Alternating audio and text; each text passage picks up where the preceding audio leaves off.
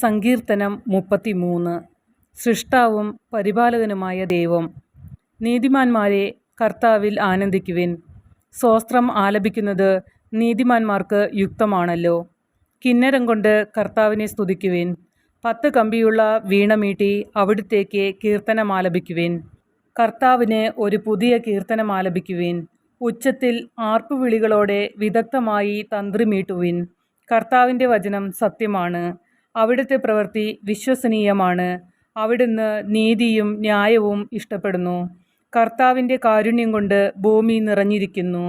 കർത്താവിൻ്റെ വചനത്താൽ ആകാശം നിർമ്മിക്കപ്പെട്ടു, അവിടുത്തെ കൽപ്പനയാൽ ആകാശഗോളങ്ങളും.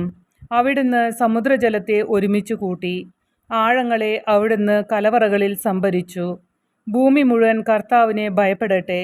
ഭൂവാസികൾ അവിടുത്തെ മുൻപിൽ ഭയത്തോടെ നിൽക്കട്ടെ. അവിടുന്ന് അരുളി ചെയ്തു, ലോകമുണ്ടായി. അവിടുന്ന് കൽപ്പിച്ചു, അത് സുസ്ഥാപിതമായി.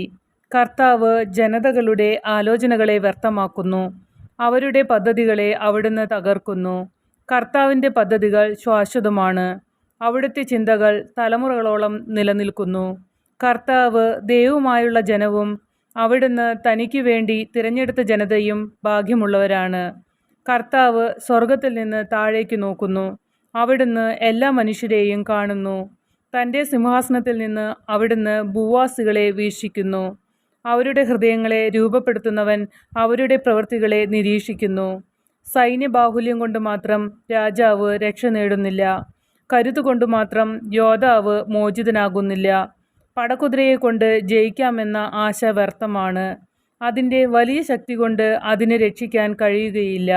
ഇതാ, തന്നെ ഭയപ്പെടുന്നവരെയും തൻ്റെ കാരുണ്യത്തിൽ പ്രത്യാശ വയ്ക്കുന്നവരെയും കർത്താവ് കടാക്ഷിക്കുന്നു.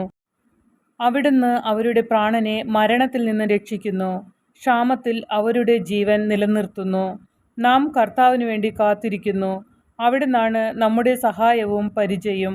നമ്മുടെ ഹൃദയം കർത്താവിൽ സന്തോഷിക്കുന്നു, എന്തെന്നാൽ നമ്മൾ അവിടുത്തെ വിശുദ്ധനാമത്തിൽ ആശ്രയിക്കുന്നു.